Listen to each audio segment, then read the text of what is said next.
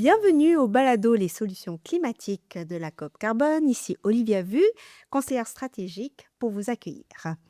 La COP Carbone mène le projet Mobilicence, une initiative d'accompagnement en mobilité durable axée sur l'inclusion et l'efficacité territoriale depuis le printemps 2024 au Québec. Concrètement, on peut dire que ce projet veut donner du sens à la mobilité durable. Il y a deux objectifs dans la mire: rendre la mobilité plus inclusive et durable en facilitant l'accès à des lieux comme l'e-commerce, les centres de santé ou de loisirs dans les régions de Québec, Montréal et Bas-Saint-Laurent. Mais aussi encourager l'adoption d'alternatives concrètes que sont l'autopartage, le vélo, le covoiturage et la cyclo-logistique, notamment adaptées aux différents milieux. Aujourd'hui, je suis en compagnie de Corinne Lafrance-Girard, responsable des projets spéciaux à l'hôtel Château-Laurier, qui célèbre ses 50 ans, et mon collègue Antoine Simard, lead project et gestionnaire principal du projet Mobilicence à la COP Carbone. Bonjour. Bon. Salut. Alors déjà, pour commencer, Corinne, qu'est-ce qui t'a donné envie de participer à ce projet? Mhm. Nous, on a eu envie de participer principalement pour l'accompagnement qu'on trouve qui est très précieux, là, d'avoir l'accompagnement des experts dans le domaine. Puis, donc, c'est ça, l'accompagnement, pouvoir être épaulé dans ce processus-là, nous aider à trouver les meilleures solutions pour améliorer les habitudes de mobilité de notre clientèle. L'aspect aussi diagnostic du projet, donc nous, ça nous fournit plein d'informations qui sont super intéressantes par rapport à notre clientèle. Donc, voilà. Comme une photographie de la situation en mobilité pour l'hôtel. Exact. Ouais. OK. Ce qu'on n'a jamais fait dans le passé. Donc. Jamais, donc c'était une première. Hein. Intéressant, donc c'était une opportunité. Tout à fait. Ouais. Mais justement, comme ça commence avec un diagnostic, donc là je me tourne vers notre spécialiste. Est-ce que c'est grave, docteur? Vous savez, il n'y a pas de bonne ou de mauvaise. C'est intéressant, on a fait un diagnostic, donc sans surprise, en fait, les gens se rendent à l'hôtel soit par auto, avion, train, donc des modes de transport plus traditionnels. Donc, on a choisi de s'intéresser à la mobilité de la clientèle une fois sur le lieu de séjour, puis on a fait un diagnostic vachement différent de ce qu'on a fait dans le reste de la cohorte. Puis, donc, il y a des belles surprises quand même. Oui, il y a des clients qui vont utiliser dans un rayon de moins de 4 km l'auto quand même. Donc, il y a des gens qui se déplacent en auto, même si vous êtes quand même près du centre, ce qui n'est pas toujours pratique, rénovation, sens unique, etc. Il y a quand même près de 30% des usagers de votre hôtel qui prenaient l'auto. 30%, hein? Pour en dessous de 4 km. Au-delà de 4 km, on va voir des taux beaucoup plus hauts, mais donc il y a du travail à faire, il y a de l'amélioration à faire définitivement, parce que l'objectif, c'est que oui, les gens continuent de venir avec auto, avion, train, etc. jusqu'à l'hôtel, mais qu'une fois que l'auto est stationnée, elle reste stationnée. Donc, le diagnostic était encourageant. Il y a beaucoup de belles choses qui sont déjà mises en place, mais on avait matière à travailler. Absolument. Donc, ce que je comprends, c'est que est-ce que tu as été surprise des résultats ou pas du tout? Parce qu'il y avait une intuition et là, maintenant, c'est clair. Oui, c'est ça. Ça a clarifié. Est-ce que c'était une grande surprise? Non, je crois pas. Mais oui, ça a clarifié. On était quand même intrigués de savoir vraiment à quel point les gens utilisaient leur voiture durant leur séjour, étant donné qu'on est très bien localisé pour tous les attraits touristiques, même pour les gens qui viennent par affaires aussi. Ceux qui ne connaissent pas, donc c'est près du Vieux-Québec, Oui. près des Plaines d'Abraham. Exact. Ouais. Donc, tu sais, tout peut se faire en théorie là, à pied ou en transport en commun. Mais voilà. Donc, ça, je trouvais ça intéressant de voir qu'il y a quand même des gens, malgré ça, qui choisissent de prendre leur voiture. Puis, il y avait un peu d'informations sur aussi pourquoi. Il me semble que j'ai pas les chiffres en tête, mais puis, tu sais, moi, il y a des choses auxquelles j'avais pas pensé qui sont vraiment banales, mais ne serait-ce que si notre clientèle, c'est une clientèle plus âgée, qui sont moins mobiles, qui ont peut-être peur de glisser l'hiver sur le trottoir, des choses comme ça. Tu sais, c'est anodin, mais on n'avait pas pensé à ça nécessairement. Mais ça fait du sens. Ça fait du sens qu'ils prennent la voiture finalement pour pouvoir se Exact. déplacer de façon sécuritaire. Tout à fait. Donc, c'est de trouver une alternative équivalente en termes de sécurité. C'est ça. Je comprends, je comprends. Et justement, vu que l'Hôtel Château-Laurier a fait ce diagnostic éclairant, il y a d'autres organisations, j'imagine, Mhm. qui font partie de cette cohorte. Peux-tu nous en Ouais, dire un ouais. peu plus? Certainement. Mobilisance, c'est une cohorte, donc près d'une douzaine d'organisations qui sont accompagnées. C'est une des valeurs aussi de l'accompagnement. Tu l'as sûrement senti, on a créé des rendez-vous cohortés où tout le monde est réuni dans des conversations par thématique. Mhm. Donc, à Québec, on a un camp de jour, le CESO, qui travaille avec nous, ICQ, Maison de la littérature, qui travaille avec nous, vraiment dans le vieux Québec, ils ont des beaux défis de mobilité. On est aussi avec La Patente, qui a une outil tech, donc ils font le prêt, location, emprunt d'outils. Donc, eux, ils ont des défis avec transporter de la marchandise pour aller et revenir du lieu de génération de déplacement. Fait que sur Québec, on a quand même des belles organisations qui travaillent avec nous. Puis d'autres organisations, pas dans les villes. Montmagny, Rimouski, Lavaltrie, dans les Laurentides. Là, on est dans d'autres défis. La marche, 2 km, il n'y a pas grand-chose à faire à 2 km. Ben, quoi qu'on découvre à Montmagny, la marche, ça va être leur axe, là, quand même. Mais hors centre urbain, la cohorte a vraiment une autre dynamique. Puis c'est ce qui fait la beauté de la cohorte. À peu près la moitié sont dans des milieux urbains où on a du vélo-partage, autopartage, transport en commun, par exemple. Et la marche et le vélo sont réalistes. Puis on a les autres où on travaille beaucoup plus covoiturage, par exemple, où on va explorer des axes dans ce sens-là. Donc, il y a une belle grande cohorte Mhm. qui évolue bien ensemble. Ben, c'est ça que je constate, c'est qu'il y a un tronc commun, mais il y a aussi de la personnalisation. Ça fait partie justement du projet Mobilisant, c'est le suivi et l'accompagnement. Donc, du coup, je comprends qu'il y avait une nécessité, ben, tu l'as dit en début d'entrevue, c'est d'être épaulé, donc de façon personnalisée. Et de quelle manière ça a été fait concrètement, cet accompagnement-là? Ben, comme Antoine l'a nommé, il y avait les rencontres avec la cohorte qui étaient très intéressantes aussi pour voir la réalité des autres.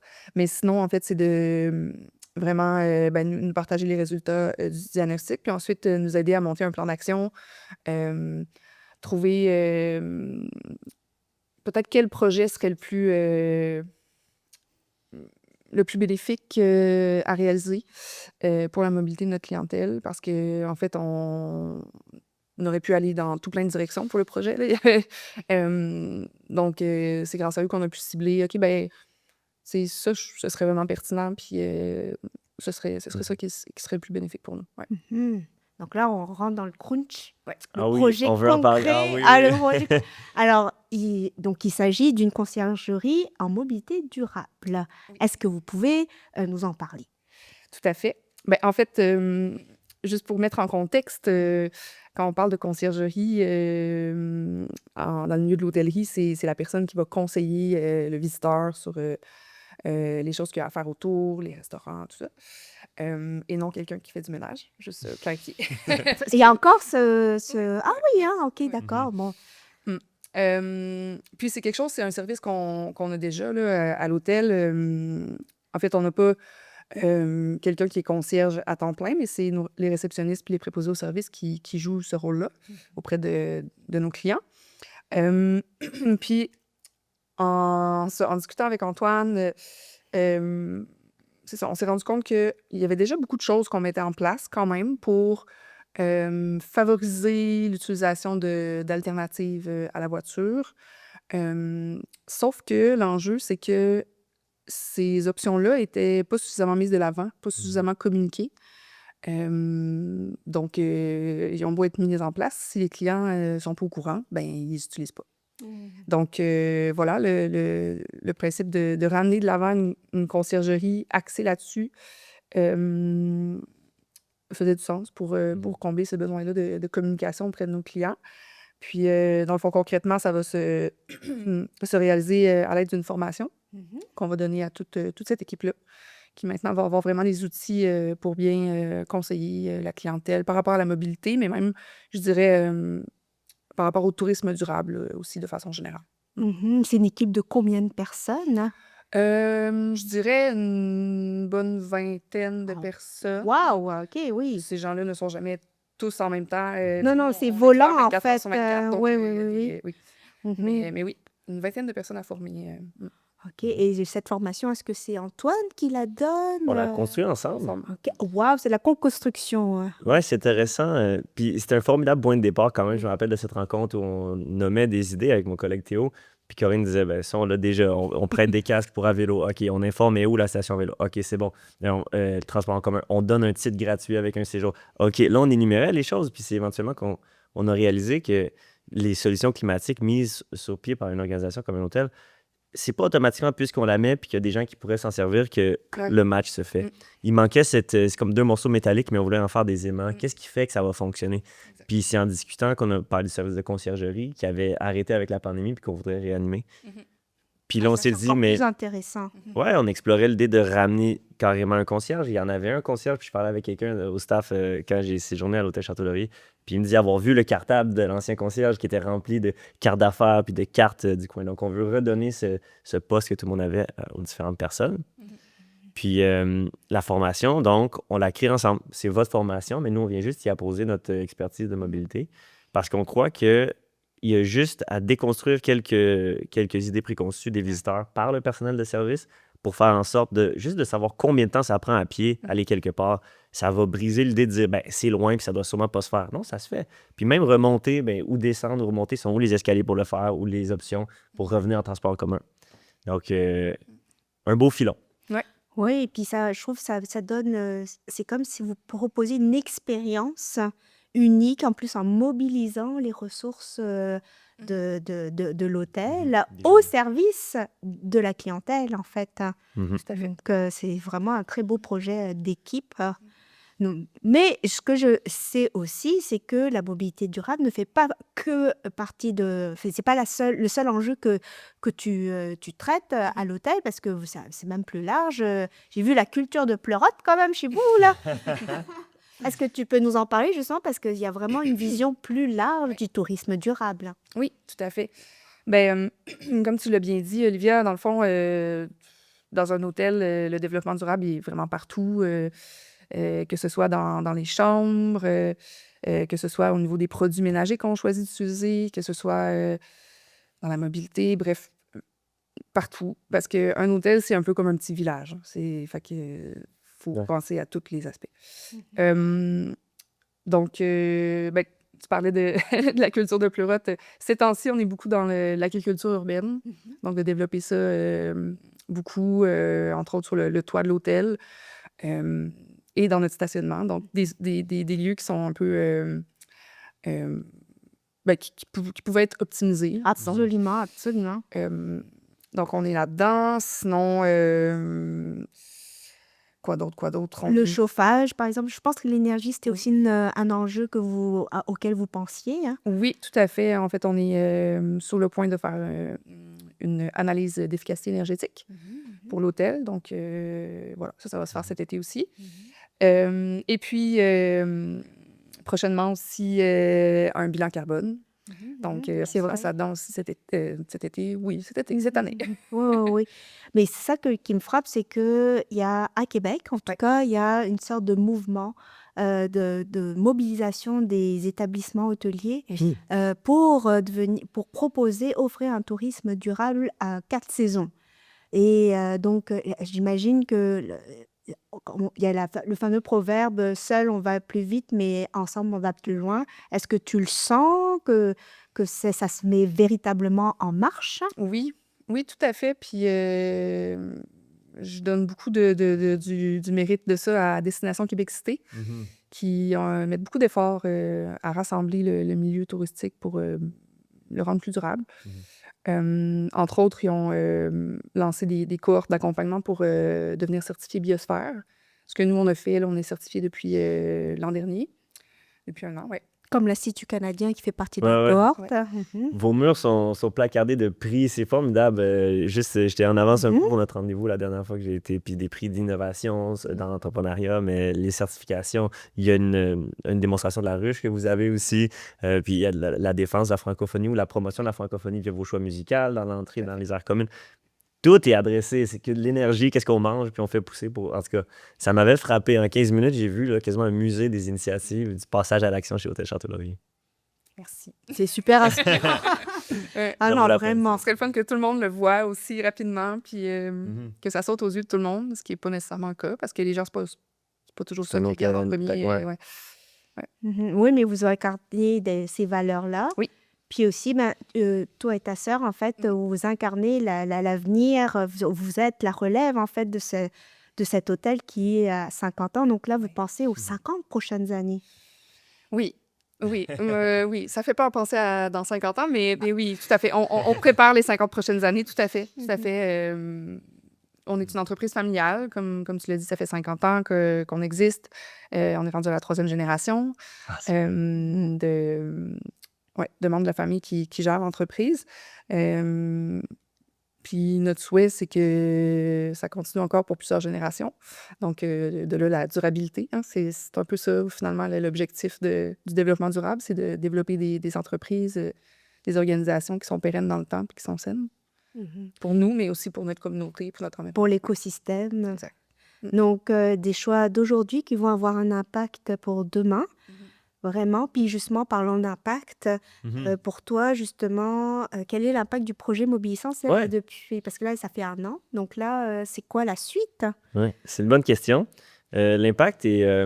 On s'éloigne de l'impact direct de réduction de GES sur les projets. Donc, on va émettre des hypothèses, par exemple. On émet l'hypothèse que si un résident est mieux informé sur les options de mobilité, il va être plus enclin à prendre d'autres modes. On va mesurer ça. Donc, l'impact réduction de GES n'est pas directement quantifiable. Par exemple, l'impact qu'on a, c'est qu'à travers la démarche, ce qu'on espère vous avoir transmis, c'est la démarche. Donc, on part toujours de l'information. Avant d'adresser un problème, il faut bien le comprendre. Puis après ça, on a réfléchi ensemble, on a fait plusieurs exercices où on a émis des différentes hypothèses, on a compris le contexte, le besoin, on s'est exercé à réfléchir à des projets d'impact.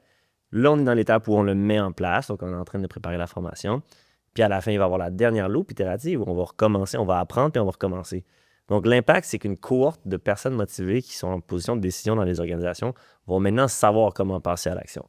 On le fait sur la mobilité de la clientèle. Mais si la prochaine fois, c'est la mobilité des employés, je serais surpris qu'ils aillent en ligne puis qu'ils font juste implanter un truc qui ont une solution climatique. Ils vont se dire, ben notre portrait de mobilité, par exemple, d'où viennent nos employés, comment ils viennent, puis pourquoi ils choisissent ces modes de transport-là. La réflexion naît, puis après ça, qu'est-ce qu'on peut faire? Trouver des solutions, le faire et recommencer.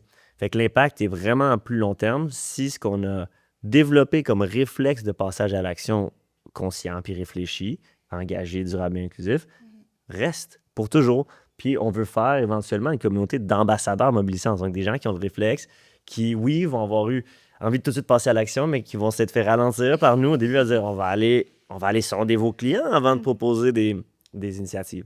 Fait que l'impact est là, selon moi. Non, c'est formidable parce que c'est vraiment, il y a une démarche en fait scientifique. Il y a une hypothèse, il y a une intuition, puis on expérimente. Et là, il y a des résultats, puis là, on s'adapte en fonction des résultats. C'est en fait en amélioration continue. Hein. Et en fait, il n'y a pas que ça aussi, c'est vraiment la volonté. C'est-à-dire, c'est là que c'est politique aussi. Donc voilà, C'est la clé. c'est la clé. Tous les gens de la cohorte, ce que je vois qu'ils ont, puisqu'on démarche beaucoup pour recruter des organisations, c'est l'envie de passer à l'action. Tout vient avec quand on a envie de passer à l'action puis qu'on y croit. Il n'y a personne qui se traîne les pieds pour venir aux rencontres, qui va dire « Ah, on n'a pas de temps, on n'a pas de ressources. » Au contraire, ça se relance parce que les gens, ils veulent, ils ont la conviction. Fait que tu parlais de volonté, c'est la clé. C'est-à-dire qu'on a tous du pouvoir, tout un chacun. 100%. Et donc, et pour compléter justement, si vous devez conseiller quelqu'un de proche pour passer rapidement à l'action pour le climat, que lui direz-vous? Ben moi, le conseil que j'aurais envie de donner est peut-être un peu cliché, on l'entend quand même souvent, mais ce serait de commencer par des petites choses. C'est quelqu'un qui commence, s'il veut tout changer ses habitudes, son quotidien du jour au lendemain, il va reculer, puis il fera rien finalement. Puis ça fait peur, tu sais, ça paralyse un peu quand on essaie de tout changer en même temps. Donc, ouais, les baby steps. Ouais. Baby step. Je vais un peu dans le même sens, mais si on pense à l'œuf ou la poule, qu'est-ce qui vient en premier? Puis je prendrais un exemple qu'on a vu dans Saint-Michel où il y a peu de pistes cyclables et peu de cyclistes. Les cyclistes disent c'est pas sécuritaire parce qu'il n'y a pas de pistes cyclables, alors que la ville peut dire ben il n'y a pas de cyclistes, on ne mettra pas de pistes cyclables. Donc soyez l'œuf et la poule, ou du moins, en tout cas, brisez ce cycle-là, puis allez faire du vélo à des places où il n'y a pas de pistes cyclables, par exemple, pour créer. Donc, soyez avant même, puis là, vous allez regarder pour l'énergie, par exemple, peut-être instaurer une nouvelle technologie qui valorise des résidus thermiques, par exemple. Faites-le même si peu de gens le font. Avant que ça devienne la norme, pour que ça devienne la norme, il faut des gens qui le font. Donc, un baby step, et un baby step peut-être là où il n'y a pas d'autres traces de pas dans la neige. Donc, il faut commencer. Il faut commencer pour commencer, prouver que ouais. ça peut marcher, prouver que ça se fait aussi. Puis après ça, s'il y a les early adopters, puis après ça, on avance là-dedans. Fait que dans une niche, attendez pas nécessairement que le courant soit déjà là parce qu'on a besoin de le créer, ce courant. Oui, puis si on se plante, on essaie de comprendre pourquoi on s'est planté. Très riche, ça, d'ailleurs. Puis on en parle à Mobilicence. Un projet qui fonctionne pas, ça fonctionne parce que ce qu'on veut aller, c'est tester des hypothèses, faire des apprentissages. Absolument. Est-ce que tu as appris quelque chose? Ben oui, j'ai pas assez fait de promotion, c'était peut-être mal adapté. Fait qu'il n'y a pas de source d'échec quand on est dans cette approche. Oui, oui. Apprentissage continu. Oui. Oui, exact. Bon, bravo, merci, c'est super inspirant. C'est sûr qu'on va suivre encore cette aventure qui est loin d'être finie. Donc, merci Cory, Merci. merci Antoine. Merci à vous. Vous étiez avec les solutions climatiques, le balado de COP Carbone.